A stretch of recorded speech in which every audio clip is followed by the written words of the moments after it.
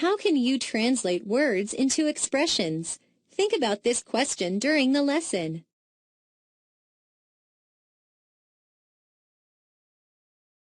Which weight is known?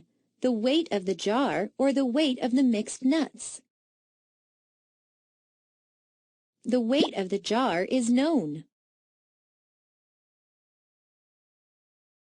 Which is the unknown weight? The weight of the mixed nuts is unknown. What expression shows the weight of the mixed nuts after the weight of the jar is subtracted? Let's find out. A variable is a letter or symbol that represents an unknown amount that can vary or change. An algebraic expression is a mathematical phrase involving variables, numbers, and operations. Look at the chart showing operations, word phrases, and corresponding algebraic expressions.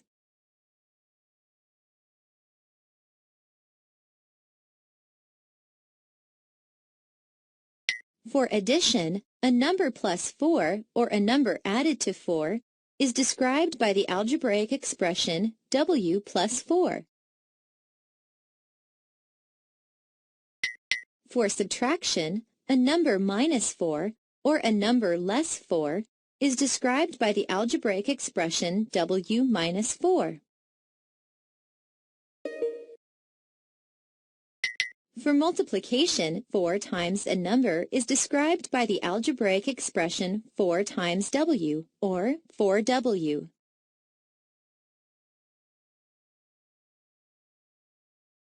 For division, a number divided by 4 is described by the algebraic expression w divided by 4, or 4 over w. Which is an algebraic expression? 3 plus 4, or d minus 3. Explain how you know. d minus 3 is an algebraic expression. 3 plus 4 does not contain a variable. d minus 3 contains a variable, a number, and an operation, so it fits the definition of an algebraic expression. Using the table, let's look at the problem of determining the weight of the jar and the mixed nuts. Since the weight of the mixed nuts varies, let W represent the total weight of the jar and the mixed nuts. Since the jar weighs 4 ounces, how will you determine just the weight of the mixed nuts in the jar? You will subtract 4 ounces from the total weight of the jar and mixed nuts to determine just the weight of the mixed nuts. So, W minus 4 ounces is the weight of the mixed nuts after the weight of the jar is subtracted. Now you know how to translate words into expressions with variables.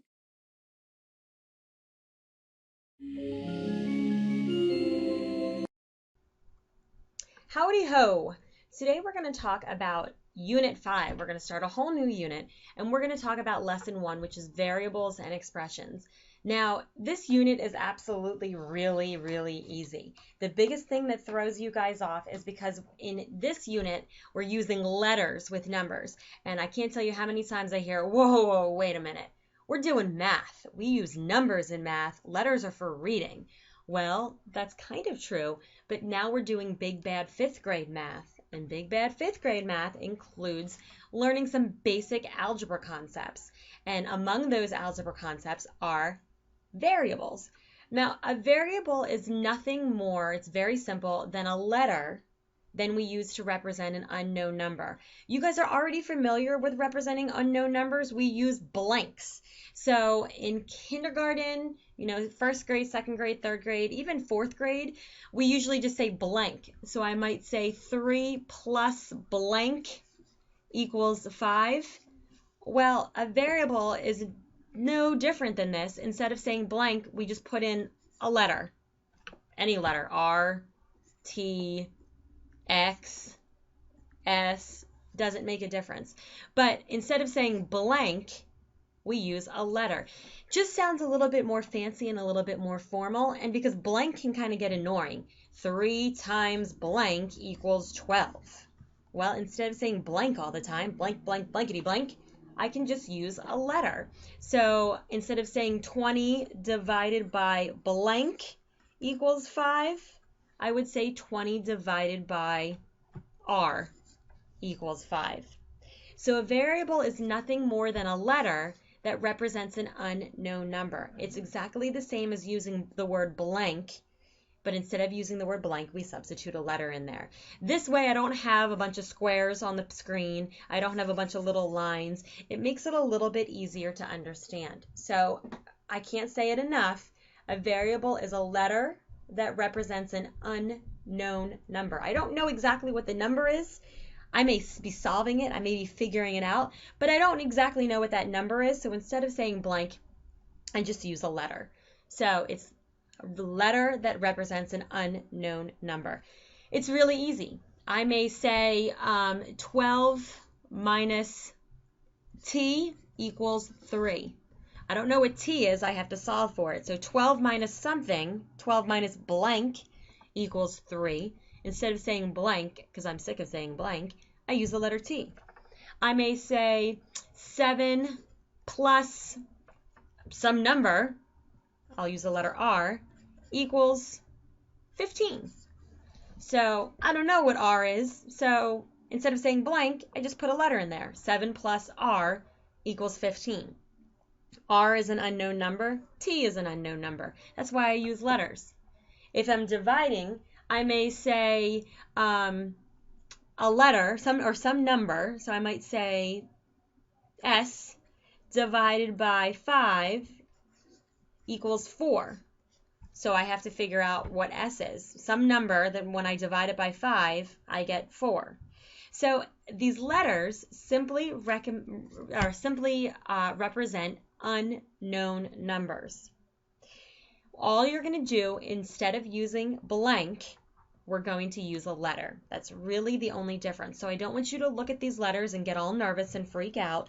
There's really not much difference when you add letters in. You're just substituting a blank for a letter. Now the only time we need to kind of be a little bit careful, and I'll add a little asterisk, the only time we need to be careful is when we're multiplying. Now, we've been working with multiplying for a couple years now. We're in 5th grade. And usually when we write down a multiplication problem, we use a letter already. We use X. 3 times 4 equals 12. So we use the X. Now this can kind of get confusing when we're using variables because X could be a variable. It's a letter. So the only thing to note, the only kind of asterisk, is that when you're multiplying and you're using a letter, you don't use a multiplication symbol. So we don't do 3 times R equals 12. You just put the letter and the number next to each other. Whoops, hold on. So all I'm going to do is put 3R equals 12. So when we're using multiplication, and we're going to use this over and over and over again every day, if you see a letter and a number next to each other, you're multiplying. The reason they take out the symbol is because we don't want to use the letter X. It might just get confusing. So instead of saying 3 times R, you just erase the X and put the number right next to it. So anytime you see a number and a letter next to each other when they're touching, 7S, you're multiplying. 4Q, you're multiplying. Just pretend there's an itty-bitty multiplication symbol in between them. So you'll see during this unit that sometimes we're going to have letters and numbers right next to each other, and there's nothing in between them. That's because we're multiplying. We just remove the X, that multiplication symbol, because we don't want to get confused by using letters unnecessarily. So that's just kind of a heads up. Now, let's practice a couple problems. Let's take a look at a couple. So here I see a number added to 19. Do they tell us what the number is? No, it's an unknown number. Okay, well, what represents an unknown number? A variable. So I'm just going to use the letter N since it's a number. And all you're going to do to figure out how to write this is just substitute in. So go through it and plug in symbols for the words. So a number, I don't know what that number is. I'm going to use the letter N, added, that's the plus sign, to 19. So N plus 19, an unknown number plus 19. Let's try another one. The quotient of a number and 8. So remember, we're dividing when we're working with quotients. So the quotient of a number, we use N again, and 8. So N divided by 8.